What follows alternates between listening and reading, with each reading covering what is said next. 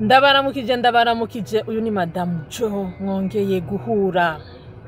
Madame Jo akora nk'umutima, Madame Jo ikimashini cy'abo ba diaspora.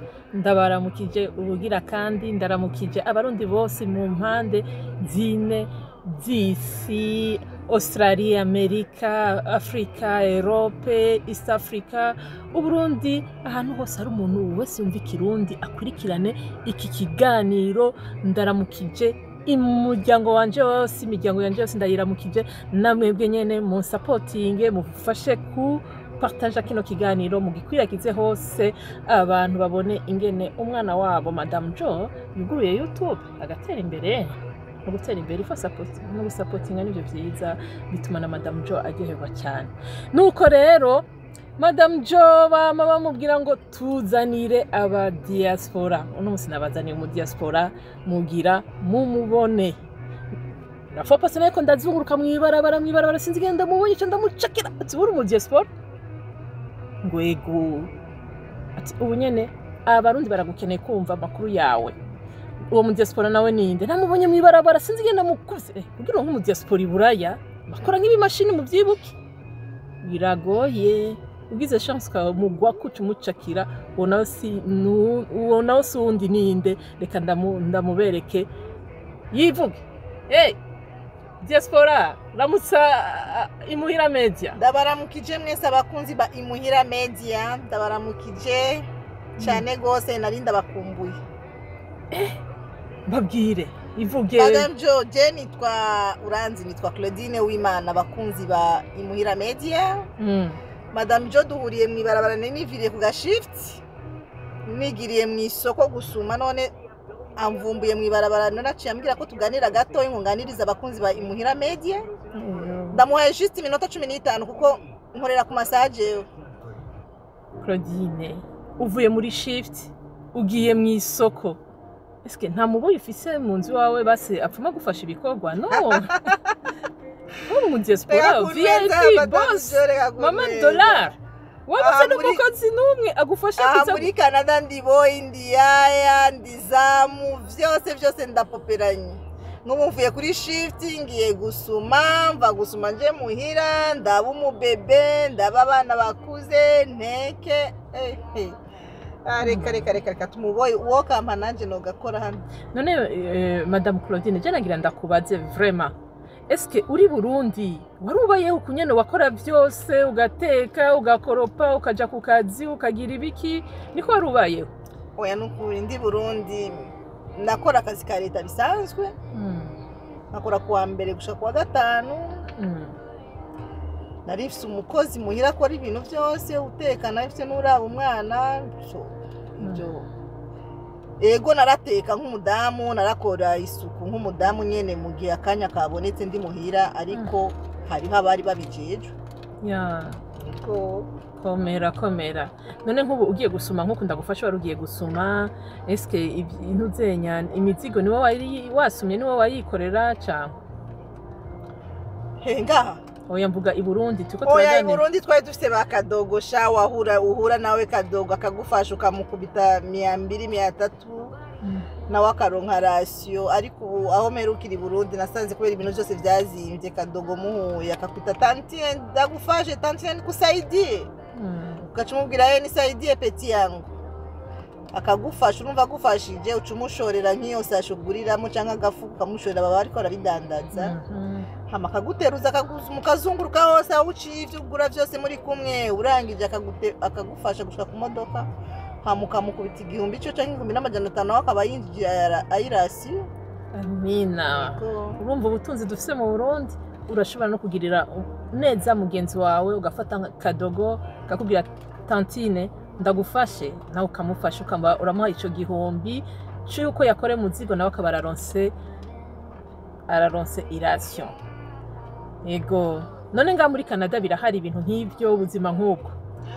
Muri Canada ubwo buzima nta buhari, kuko umuntu wese aribanako, umuntu wese arikorera byose turikorera, kuko nta nicoronka umuhemba uyo mukozi.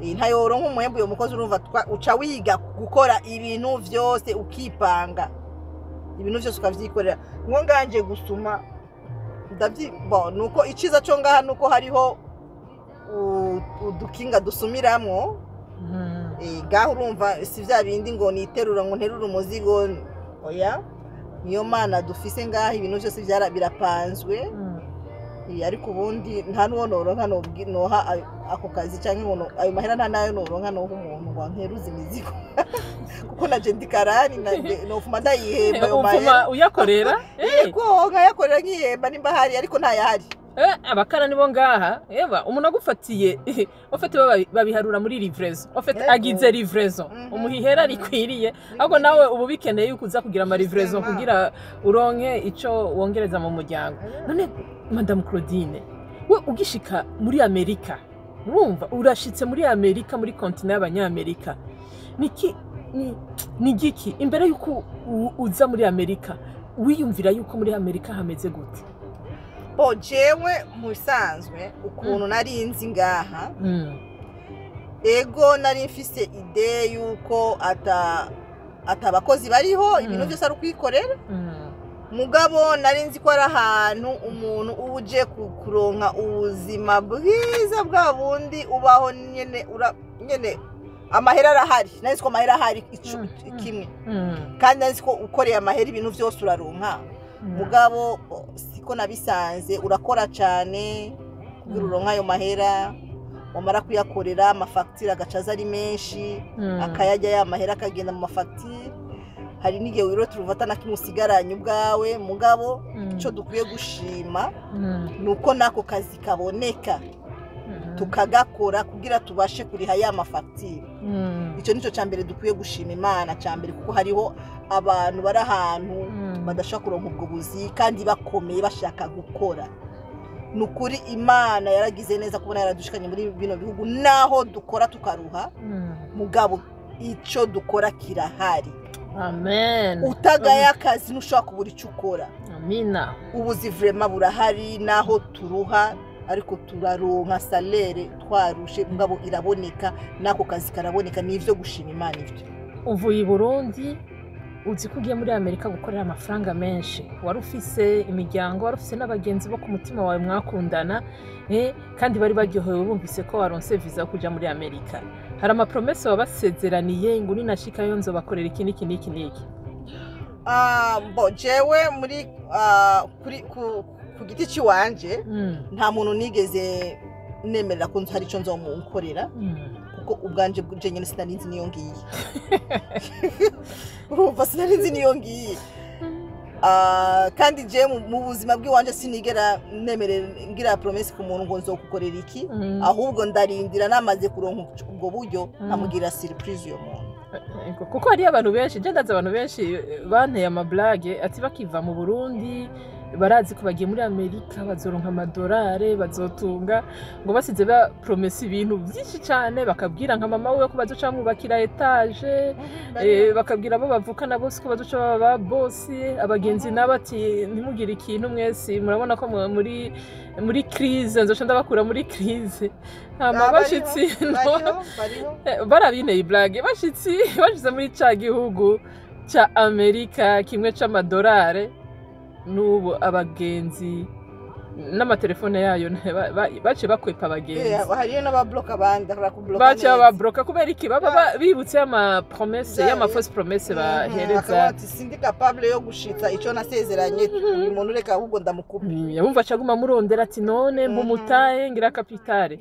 ego cyangwa akakubwira ati ndungikira $100 mbega kubera iki bakita $100 je nabambona ari $100 $100 kuko ni runini nigo runoti runini dufise ngaho ngari bakitaga na $100 niyo noti nini ya dufise ngaho iyo $100 nta yindi renzi rero urumva runini kuri twebwe kandi iyo $100 ushobora kuja gukora amasaha 8 ugataha ataniyo ufise kuko ayo ukorera bamaze gukata amataxi yawe niyo $100 hari gusanga utayishikanye bivana n'akazi umuntu akora canke n'ibyo n'ayahembwa yego urumva $100 n'amahera menshi kandi urumva iyo $100 twebwe ngaha mu bisanzwe usanga atana gaciro afise ariko ageze iwacu naho uyahezagije umuntu iwacu abafise agaciro kubera amahera yahari none wewe baca umugani mu Kirundi Claudine ngo akanyoni katagurutse ntikamenya iyo bweze kenshi turumva amakuru y'icavutu ugasanga mu Burundi akubwira ati hari ubukene bwinshi cyane buzura inzara, ibintu byose byarazimvye, ibintu byose ukumva nawe ukumva urabaye shoke, ukumva urababaye kumva ibintu nk'ivyo. None nkaho wamaze gusohoka hanze y'igihugu kugira abarundi bave mu bukene bwabo canke igihugu cacu gitera imbere, eske tureke ibindi vyose wowe uri kurabona vy'ukuri Burundi burakenya? Nakubesha Burundi burakenya. Burundi burakenye kandi abarundi barakenye vraiment. Barakenye. Jewe nkajya hari umuntu twavuganye aranyibwira ko hari uyo muntu ari ngaha aranyibwira ko hariho umuntu wo muri famille wabo bajya rimwe ku munsi naho nyene iyo vyabonetse hariho umunsi bishika ntibiboneke. Ni ibintu wumva kabisa uri nko ngaho uri nk'umumama ufise ari nka famille ufise nk'abana, ni ibintu biteye agahinda. Kandi noneho n'uyo muvyeyi aba adafise akazi, adafise umurima rima, nk'ubu urabona nka dufate nka example nk'abantu bo mu Gatumba bamaze imisi bategwa n'amazi n'imvura, nimba bari batunzwe n'iyo mirima, iyo mirima ubu yarononekaye, ubu bazimbura iki, bazogaburira abana iki? Ivyo ni ibintu byose byerekana yuko biriko biratera n'ubukene mu bantu bwinshi. Rero kugira ngo simbona nico novuga, simbona naho nohera kuvuga ngo twokora iki kugira ubukene buheri wacu, kuko deja nta buzi bwinshi buriho, nta makompanyi menshi ariko aragenda yugurura ama business kugira yangaje abantu baronka ubuzi.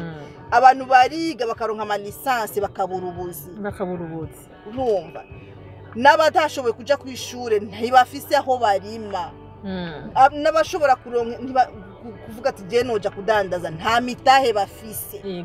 Ivyo byose ni ibintu bisaba yuko byoboneka kugira ubukene bugwanywe mu gihugu. Jewe ico mbona ahubwo nuko muri batwebwe abantu Imana yugurura imyanga igahezagira tugasohoka, aba diaspora umuntu ashobora kuba yarahezagije akaronka nk'uburyo, nuko twogenda kurondera nk'utuntu dukora hari iwacu, naho ukora akantu gatoyi ariko ukangaje abantu babiri, urumva ubusovye famille zibiri, uyo muntu uzohemba ajya amahera azohembwa azogaburira umuryango wiwe, urumva hari ikintu kigabanutse. Ego natwe biratugoye, ntabwo ubwo buryo ntabwo dufise, mugabo hariho abashobora kuba babufise. Mugabo hariho aba diaspora benshi bahora bagira imyidogo ati twe turagira amaproje, turagintuze urashaka kugomba gukora projet nk'umuntu, kubera aba diaspora hari ubumenyi bwinshi baronse bamaze gusohoka igihugu, bakavuga ati reka dukore uduproje muri two duke tudusangire na bene wacu. Mugabo bene wabo nabo ntibaba permette ko projet ivuka, kubera iki amafaranga baca bayajya bakayakoresha ibindi bintu batavuganye vyo vyara roveni. Eske ivyo bintu birabaho cyangwa n'ivyo aba diaspora bivugira? Bo jewe novuga yuko ivyo bintu birabaho, kandi burya amahera ni mabi, amahera ni mabi. Ushaka ko ubucuti buhera na mwene so, mutiza amahera, Rero jewe ico novuga ku ruhande rwanje, iyo uri kurakora business fata Murundi. Mvuze Murundi ni umuntu atari mu muryango. Koresha ujya umuntu atari mu muryango avuga ati jewe ngaha ndi ku kazi, mpembwa ari uko nakoze, niho business yawe itera imbere. Mugabo ukoresheje mwene so canke mwene nyoko, akora nk'uwikorera, akora nk'uri karakora mu mufuko wiwe, kuko ntazorara ubusa muhira amahera ari hajya. Kandi ni vya grand frère, ni vya grand frère, ni vya grande sœur, ni vya petite sœur. Kandi n'ibintu vyumvikana na jari jewe ndiyo sinorara ubusa ndiko nkorera mwene mama, kandi mbona amahera hari ndi hanyene. Urumva rero abantu zenya c'est vrai tushaka iterambere, kandi abantu benshi batubwira ibibazo nabo mu muryango nabo tuvukana. Urumva rero nta chance bafise kuturonka ku butunzi kubera iyo nyifato yabo. Urumva ukoze business barundi atari batarabaje inshuti nibo bazoprofita ayo mahirwe. Ntuwishiremo meme n'umugenzi, kuko ubwo bugenzi burapfa, buca bupfa. Buca bupfa. Muravyumvise rero bavukanyi bagenzi bo ku mutima, muzusanga iyo chance nta mufise mugabo ujya ataco dupfana kubera ari sérieux ku kazi abikora ukuri niho zoronka amachance muzoguma mwishwe n'inzara rero il faut changer naho wowe uri kurakora ibintu vyo muvukana ubikore nkuko mubona ko ari mu étranger akeneye inyungu kubera ijya nyungu yunguka izokrea kandi kazi ku wundi ugasanga benshi bararonsa ubuzi kuri ubwo rero umuvukanye nawe ushaka kumufasha nawe muhe umutahe canke ufise ubushobozi musabira akazi yego hamwe kuko umuhaye umutahe akora nk'uwikorera yes ayononye abarika arijya wenyine ayononye abarika ajya umuryango wiwe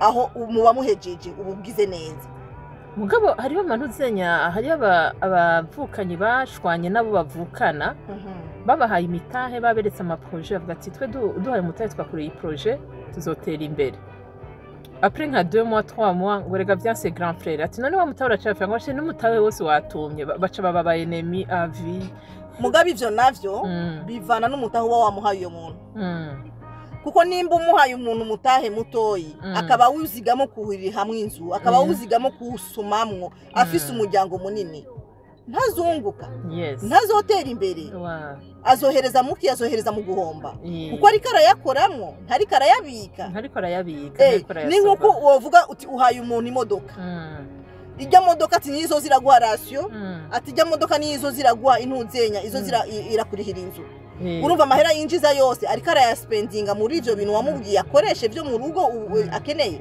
none je imodoka ipfuye ata saving azoyikoresha iki none wa mu diaspora wewe arafise uburyo bwo gutanga umutare uri normal man uzenya turavye ukuntu business igenda ugenda urayibuilding yes uyibuilding rashaka kumara n'imyaka 2 itarubakwa neza eske uwo muvukanyi wawe uri capable kumusuporta pendant 2 ans gushika iyo ntuzenya iyo business iwe yubakikwe cyangwa ivyo nibikunda kuko urumva nawo wonye ngaho ufise ibiguhanze kandi usanga uvukana n'abantu benshi hari usanga uvukana n'abantu benshi ntuvukana n'umwe kiretse nimba mwaragize amahigo ugasanga muri hanze muri benshi ni ushobora kuhigabura ukavuga ati okay wewe n'umuntu umutahe uwundi nawe ati nanje nzomurihira inzu uwundi nanje nzomuha ratio so muri ico gihe ya mahera azogwira kubera iki ntaca ariko arayakoresha ariko abika umutahe so muri uwo mutahe rero ni uzotuma atera imbere